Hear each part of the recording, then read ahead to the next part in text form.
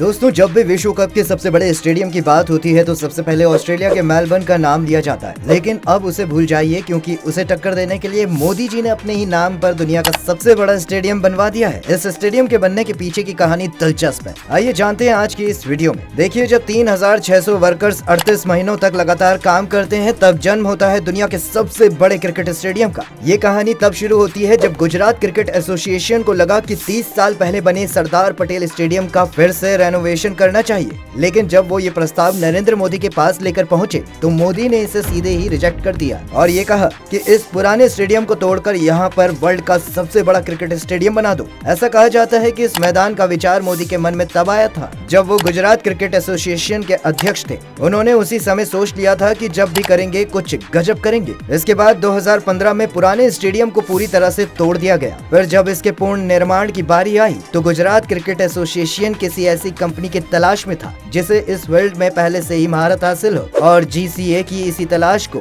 L&T construction company ने खत्म कर दिया। जी हाँ दोस्तों, L&T कंपनी ये वो कंपनी है जिसने इसकी अहम प्रोजेक्ट की जिम्मेदारी ली थी। ये कंपनी किसी पहचान की मोहताज नहीं है, क्योंकि इससे पहले भी statue of liberty, lotus temple जैसी कई बड़े प्रोजेक्ट को वो पूरा कर चुकी है। इसके बाद L&T कंस्ट्रक्शन कंपनी को इस प्रोजेक्ट को पूरा करने के लिए 3 साल 2 महीने का वक्त दिया जाता है, जो इस कंपनी के लिए भी इतना आसान नहीं होने वाला था। इसके डिजाइन के लिए ऑस्ट्रेलिया से एक खास डिजाइन टीम को बुलाया गया। पॉपुलस नाम की एक कंपनी को इस स्टेडियम का डिजाइन बनाने के लिए दिया गया था और उनको कहा गया था कि इस मैदान में एक भी खंभा नहीं होना चाहिए और मैदान में किसी भी प्लेयर की परछाई नहीं बननी चाहिए। लगभग 1 साल में पॉपुलस कंपनी की टीम ने इस स्टेडियम के डिजाइन को पूरी तरह से रेडी कर दिया। इस डिजाइन में 4 ड्रेसिंग रूम, एक indoor practice area, Olympic size swimming pool, ये सब बनाने का प्रस्ताव रखा गया, जिसे बाद में अप्रूव भी कर दिया गया। L&T कंस्ट्रक्शन कंपनी मार्च 2017 में इस स्टेडियम का काम शुरू करती है। इसके लिए वो सबसे पहले स्टील की क्वालिटी पर फोकस करती है। जी हाँ दोस्तों,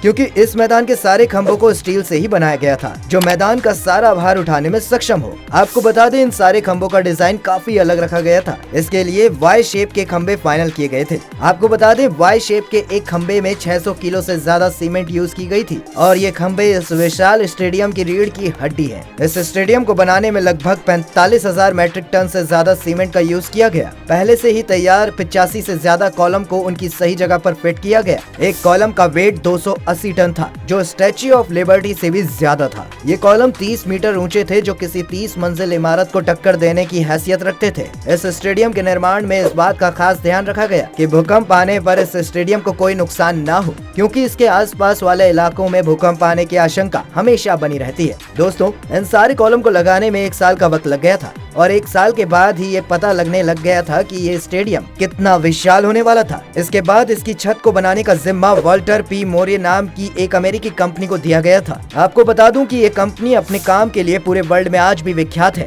मतलब इस प्रोजेक्ट को पूरा करने के लिए वर्ल्ड की बेस्ट कंपनीज को चुना गया था। इसके बाद स्टेडियम की छत को फिट करने के लिए इटली के इंजीनियर को बुलाया गया था, जिन्होंने इस काम को पूरी शिद्दत के साथ पूरा भी किया। इसके बाद इस छत में 35,000 स्क्वायर फीट की जापानी फैब्रिक को फिक्स किया गया। इस फैब्रिक की खास बात ये थी कि ये फायर प्रूफ भी थी। वहीं जब इसके पूरे होने में सिर्फ 5 महीनों का समय रहता है, तभी मैदान में पिच बनाने का भी काम शुरू कर दिया गया। ऐसा माना जाता है कि अच्छी पिच पर ही अच्छे मैच होते हैं, इसीलिए इस मैदान में 11 अलग अलग तरह की पिच बनाई गई, जिसके लिए देश के अलग अलग हिस्सों से मिट्टी भी लाई गई थी। इन 11 पिचों में से 12 पिच काली मिट्टी की, जबकि 6 लाल मिट्टी की है और ये लाल मिट्टी मुंबई से लाई गई थी। पिच के बाद अमेरिका में बरमोडा घास मंगवाई गई और उसे ग्राउंड के आउटफील्ड में लगाया गया। इस घास को लगाते समय इस बात का भी ध्यान रखा गया कि इससे फील्डर को कोई परेशानी ना हो। सब काम पूरा हो जाने के बाद सिर्फ एक चीज का काम बचता है, वो था मैदान की स्पेशल लाइटिंग का। जैसा कि हमने आपको बताया कि लाइटिंग का काम कुछ इस तरह से किया जाना था कि जिससे मैदान में प्लेयर्स की परछाई ना बने। इसलिए 1500 किलो वॉट की खास 580 LED लाइटों को स्पेन से मंगवाया गया, ताकि मैदान पूरी तरह से जगमगा सके।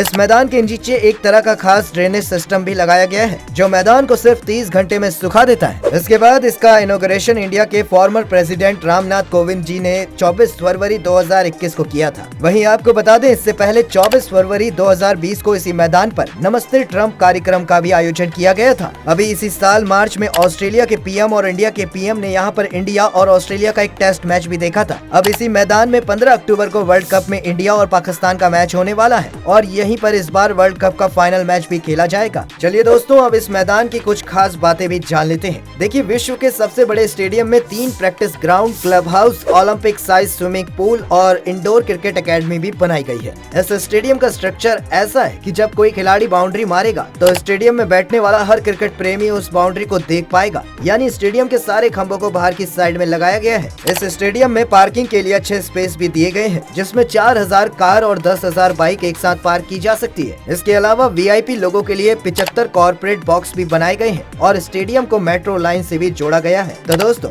ये थी दुनिया के सबसे बड़े क्रिकेट स्टेडियम की पूरी कहानी। ये वीडियो आपको कैसी लगी हमें कमेंट करके जरूर बताइएगा। ये जानकारी आपको पसंद आई हो तो इसे लाइक करिएगा और साथ ही ये जानकारी आप औरों तक भी पहुंचाइएगा। वो कैसे? वीडियो को ज्यादा से ज्यादा शेयर करके।